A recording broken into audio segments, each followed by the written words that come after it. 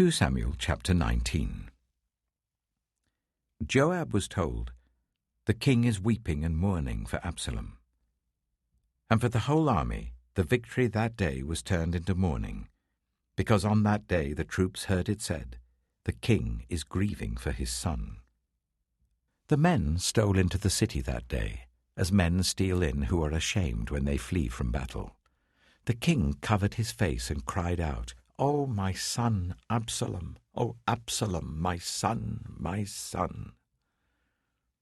Then Joab went into the house to the king and said, "Today you have humiliated all your men who have just saved your life and the lives of your sons and daughters and the lives of your wives and concubines. You love those who hate you and hate those who love you. You have made it clear today that the commanders and their men mean nothing to you. I see that you would be pleased if Absalom were alive today and all of us were dead. Now go out and encourage your men. I swear by the Lord that if you don't go out, not a man will be left with you by nightfall. This will be worse for you than all the calamities that have come on you from your youth till now." So the king got up and took his seat in the gateway. When the men were told the king is sitting in the gateway, they all came before him. Meanwhile, the Israelites had fled to their homes. Throughout the tribes of Israel, all the people were arguing among themselves, saying, "The king delivered us from the hand of our enemies. He is the one who rescued us from the hand of the Philistines. But now he has fled the country to escape from Absalom, and Absalom, whom we anointed to rule over us, has died in battle. So why do you say nothing about bringing the king back?" King David sent this message to Zadok and Abiathar, the priests.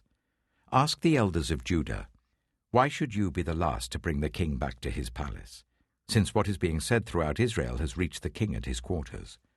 You are my relatives, my own flesh and blood. So why should you be the last to bring back the king? And say to Amasa, are you not my own flesh and blood? May God deal with me, be it ever so severely, if you are not the commander of my army for life, in place of Joab." He won over the hearts of the men of Judah, so that they were all of one mind. They sent word to the king, "Return, you and all your men." Then the king returned and went as far as the Jordan. Now the men of Judah had come to Gilgal to go out and meet the king and bring him across the Jordan. Shimei, son of Gera, the Benjamite from Bahurim, hurried down with the men of Judah to meet King David. With him were 1,000 Benjaminites, along with Ziba, the steward of Saul's household, and his 15 sons and 20 servants. They rushed to the Jordan where the king was. They crossed at the ford to take the king's household over and to do whatever he wished.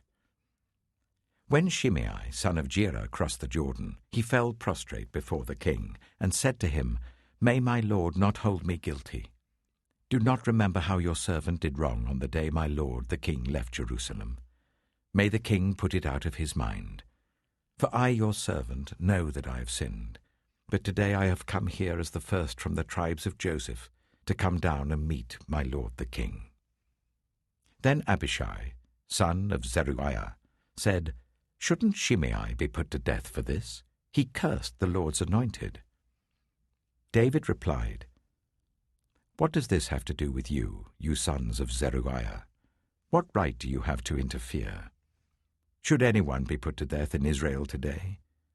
Don't I know that today I am king over Israel?" So the king said to Shimei, "You shall not die."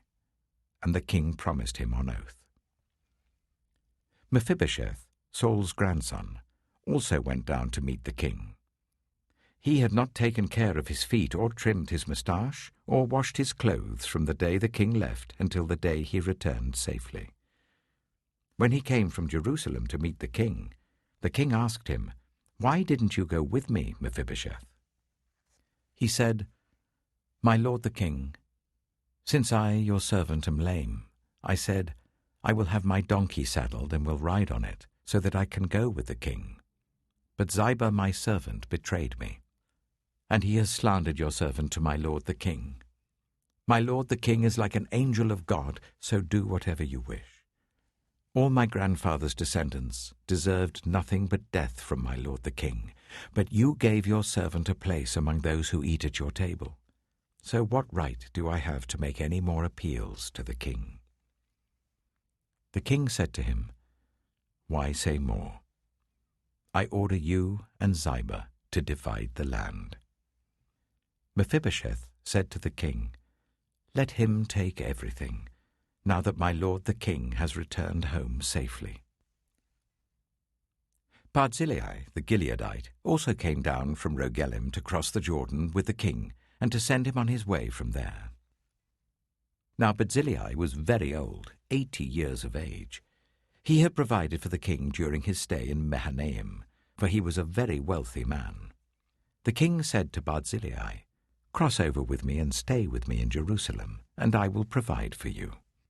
But Barzillai answered the king, "How many more years shall I live, that I should go up to Jerusalem with the king? I am now 80 years old. Can I tell the difference between what is enjoyable and what is not? Can your servant taste what he eats and drinks? Can I still hear the voices of male and female singers? Why should your servant be an added burden to my lord the king? Your servant will cross over the Jordan with the king for a short distance, but why should the king reward me in this way? Let your servant return, that I may die in my own town near the tomb of my father and mother. But here is your servant Kimham. Let him cross over with my lord the king. Do for him whatever you wish." The king said, "Kimham shall cross over with me, and I will do for him whatever you wish. And anything you desire from me I will do for you." So all the people crossed the Jordan, and then the king crossed over. The king kissed Barzillai and bade him farewell, and Barzillai returned to his home. When the king crossed over to Gilgal, Kimham crossed with him. All the troops of Judah and half the troops of Israel had taken the king over. Soon all the men of Israel were coming to the king and saying to him, "Why did our brothers, the men of Judah, steal the king away and bring him and his household across the Jordan, together with all his men?"